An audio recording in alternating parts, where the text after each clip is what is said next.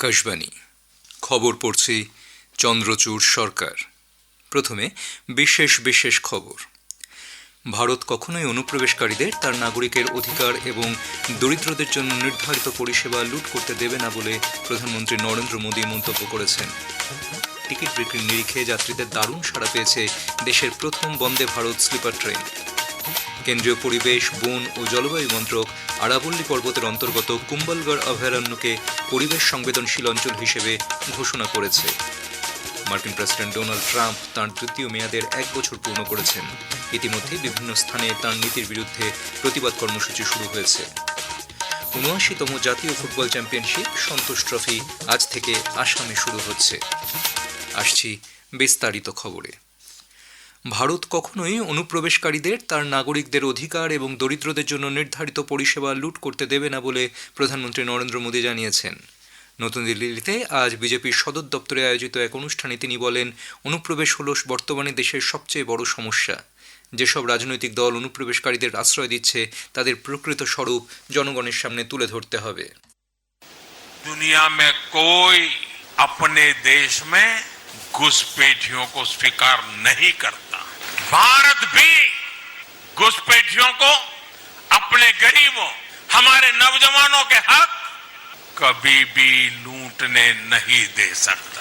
घुसपैठिए देश की सुरक्षा के लिए बहुत बड़ा खतरा है। उनकी पहचान करके उन्हें वापस उनके देश भेजना बहुत आवश्यक है। जो वोट बैंक की राजनीति में घुसपैठियों को बचा रहे हैं या उन्हें कवर दे रहे हैं, पश्चिम बंगाल और तेलंगाना में भाजपा जनता की एक बड़ी आवाज बनकर उभरी है। अक्सर होता यह है कि लंबे कार्यकाल के बाद सरकारों के लिए टिके रहना मुश्किल होता है, लेकिन बीजेपी ने इस ट्रेंड को भी तोड़ दिया है। উল্লেখ্য, ওই অনুষ্ঠানে নবনির্বাচিত বিজেপির সর্বভারতীয় সভাপতি নীতিন নবীনের হাতে শংসাপত্র তুলে দেওয়া হয়। প্রধানমন্ত্রী নরেন্দ্র মোদী এবং কেন্দ্রীয় মন্ত্রী অমিত শাহ, রাজনাথ সিং, জেপি নাড্ডা ও নীতিন গডকরি শ্রী নবীনকে সম্বোধিত করেন। প্রধানমন্ত্রী নরেন্দ্র মোদীর উদ্যোগে 2015 সালে তৈরি হওয়া প্রো অ্যাক্টিভ গভর্নেন্স ও টাইমলি ইমপ্লিমেন্টেশন প্ল্যাটফর্ম প্রগতি তার 50তম বৈঠক সফলভাবে সম্পন্ন করেছে। 2015 সালে উদ্বোধনের পর থেকে এই প্ল্যাটফর্ম পরিকাঠামো সংক্রান্ত গুরুত্বপূর্ণ প্রকল্প ও জনসাধারণের অভিযোগের তাৎক্ষণিক সমাধানে প্রধানমন্ত্রী সরাসরি পর্যালোচনার মাধ্যমে কার্যকর ভূমিকা গ্রহণ করেছে। বর্তমানে কয়লা মন্ত্রকের অধীনে থাকা 134টি প্রকল্পের মধ্যে 3 লক্ষ কোটি টাকারও বেশি বিনিয়োগের 122টি কয়লা খাতের প্রকল্প প্রগতির মাধ্যমে পর্যবেক্ষণ করা হচ্ছে।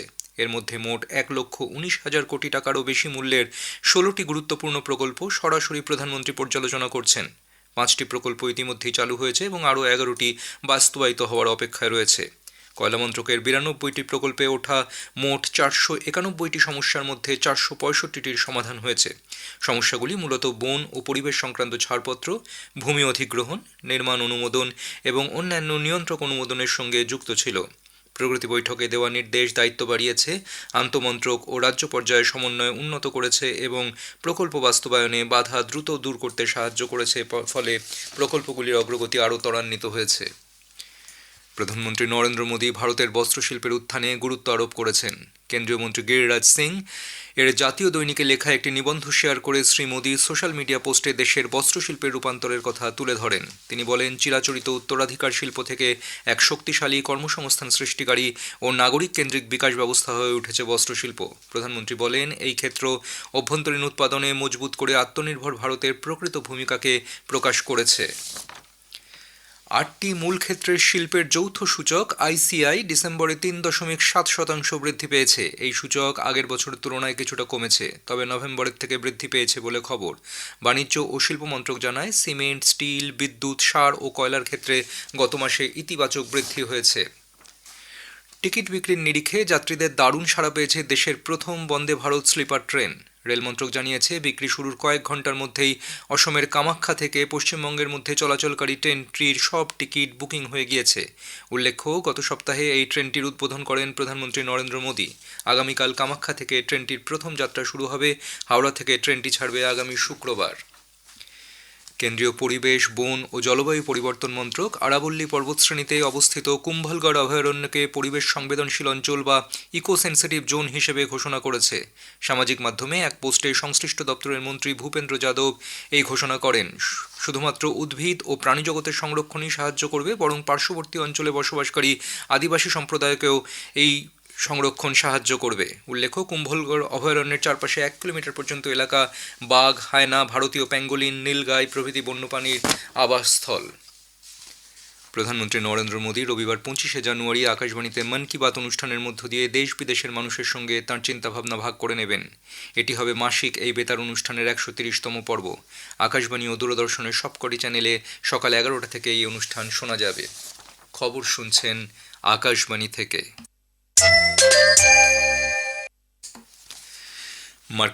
আমাদের খবর শোনা যাবে ইউটিউব চ্যানেল আকাশবাণী সংবাদ বাংলা, ফেসবুক ও ইনস্টাগ্রাম আকাশবাণী সংবাদ কলকাতা এবং এক্স হ্যান্ডেল AIR নিউজ কলকাতাতে। মার্কিন প্রেসিডেন্ট ডোনাল্ড ট্রাম্প তাঁর দ্বিতীয় মেয়াদের 1 বছর পূর্ণ করেছেন। এই উপলক্ষে দেশ জুড়ে বিভিন্ন স্থানে তার নীতির বিরুদ্ধে প্রতিবাদ কর্মসূচি সংগঠিত হচ্ছে। বিক্ষোভকারীরা অভিযোগ করেছেন তার বিভিন্ন সিদ্ধান্তের ফলে আমেরিকার আন্তর্জাতিক ভাবমূর্তি ক্ষতিগ্রস্ত হয়েছে এবং দীর্ঘদিনের মিত্রতার সম্পর্ক দুর্বল হয়েছে। বিক্ষোভকারীরা প্ল্যাকার্ড, প্রতিকৃতি ও পোশাক ব্যবহার করে ক্ষোভ প্রকাশ করেছেন। তাদের অভিযোগ, অতিরিক্ত শুল্ক আরোপের হুমকি, অভিবাসন আইন কঠোরভাবে প্রয়োগ এবং বিশ্ব বাণিজ্য সংস্থা, রাষ্ট্রসংঘ ও ন্যাটোর মতো আন্তর্জাতিক সংস্থা থেকে দূরে সরে যাওয়া এসবই আমেরিকার অবস্থানকে দুর্বল করেছে। কেন্দ্রীয় ইলেকট্রনিক্স ও তথ্য প্রযুক্তি মন্ত্রী অশ্বিনী বৈষ্ণব বলেছেন, দেশের অর্থনীতির সব ক্ষেত্রে ধারাবাহিকভাবে কৃত্রিম মেধার ব্যবহার ছড়িয়ে দিতে ভারত তৎপর। দাভোসে ওয়ার্ল্ড ইকোনমিক ফোরামের এক আলোচনায় যোগ দিয়ে গতকাল তিনি আরও বলেন, গ্রাফিক্স প্রসেসিং ইউনিট বা GPU-তে কৃত্রিম মেধার ব্যবহার বাড়াতে সরকার বেসরকারি উদ্যোগের সঙ্গে হাত মেলাচ্ছে। দেশে 38,000 GPU নথিভুক্ত হয়েছে বলেও তিনি জানান। ভারতীয় ডাক বিভাগ তাদের এটিএম ব্যবস্থাকে আরও কার্যকরী করতে দেশ জুড়ে 887টি এটিএম থেকে পরিষেবা প্রদান শুরু করেছে। কেন্দ্রীয় যোগাযোগ মন্ত্রক জানিয়েছে, এই এটিএমগুলি থেকে গ্রাহকরা নগদ টাকা তুলতে এবং অন্যান্য ব্যাংকিং লেনদেন করতে পারবেন। অ্যাকাউন্ট ব্যালেন্সও দেখা যাবে। গ্রামাঞ্চলের মানুষ এর ফলে বিশেষভাবে উপকৃত হবেন এবং ব্যাংকিং পরিষেবা আরও জনমুখী হবে বলে মন্ত্রক জানিয়েছে। উপরাষ্ট্রপতি CP রাধাকৃষ্ণন আজ কর্ণাটক সফর করবেন। তিনি তামাকুরুর শ্রী সিদ্ধাগঙ্গা মঠে শ্রী শিভাকুমারা মহাস্বামীজির 7ম স্মৃতিচারণ অনুষ্ঠানে প্রধান অতিথি হিসেবে উপস্থিত থাকবেন। পরে উপরাষ্ট্রপতি বেঙ্গালুরুর CMR ইনস্টিটিউট অফ টেকনোলজির রজত জয়ন্তী অনুষ্ঠানেও অংশ নেবেন। ইউরোপীয় ইউনিয়নের সভাপতি উর্সুলা ভন ডের লেইন বলেছেন, ভারত এবং ইউরোপীয় ইউনিয়নের মধ্যে মুক্ত বাণিজ্য চুক্তি FTA খুব শীঘ্রই স্বাক্ষর হবে। দাভোসে আজ ওয়ার্ল্ড ইকোনমিক ফোরামের বৈঠকে তার ভাষণে তিনি বলেন, আগামী সপ্তাহে তিনি ভারত ভ্রমণ করবেন। চুক্তি স্বাক্ষরের আগে কিছু কাজ বাকি আছে বলেও জানান তিনি। এই চুক্তি স্বাক্ষর হলে 2 বিলিয়ন মানুষের জন্য বাণিজ্যিক বাজার তৈরি হবে, বিশ্ব GDPর যা প্রায় 1/4। The next weekend, I will travel to India. There's still work to do, but we are on the cusp of a historic trade agreement. Indeed, some call it the mother of all deals. One that would create a market of 2 billion people, accounting for almost a quarter of global GDP.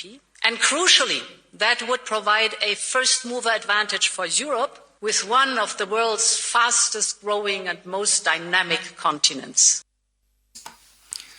Bharat আগামী 16 থেকে 20 ফেব্রুয়ারি নতুন দিল্লির Bharat মণ্ডপমে AI impact শীর্ষ সম্মেলনের আয়োজন করতে চলেছে। দক্ষিণ বিশ্বের কোনো দেশে এই প্রথম আন্তর্জাতিক কৃত্রিম বুদ্ধিমত্তার শীর্ষ সম্মেলন অনুষ্ঠিত হতে চলেছে। এই শীর্ষ সম্মেলনে AI সম্পর্কিত আন্তর্জাতিক নেতৃত্ব, নীতি নির্ধারক, প্রযুক্তি সংস্থা, উদ্ভাবক এবং বিশেষজ্ঞরা একত্রিত হবেন। সংশ্লিষ্ট সব পক্ষ কৃত্রিম বুদ্ধিমত্তার মাধ্যমে সুশাসন, উদ্ভাবন এবং সুস্থায়ী উন্নয়ন বিষয়ে সম্ভাবনার বিভিন্ন দিক খতিয়ে দেখবেন। ৭৯তম জাতীয় ফুটবল চ্যাম্পিয়নশিপ সন্তোষ ট্রফি আজ থেকে আসামে শুরু হচ্ছে। আসাম এই নিয়ে 7মবারের মতো এই প্রতিযোগিতার আয়োজন করছে। মোট 12টি দলকে 2টি গ্রুপে ভাগ করা হয়েছে। গ্রুপ A-তে রয়েছে বর্তমান চ্যাম্পিয়ন পশ্চিমবঙ্গ, আয়োজক আসাম, নাগাল্যান্ড, রাজস্থান, উত্তরাখণ্ড এবং তামিলনাড়ু।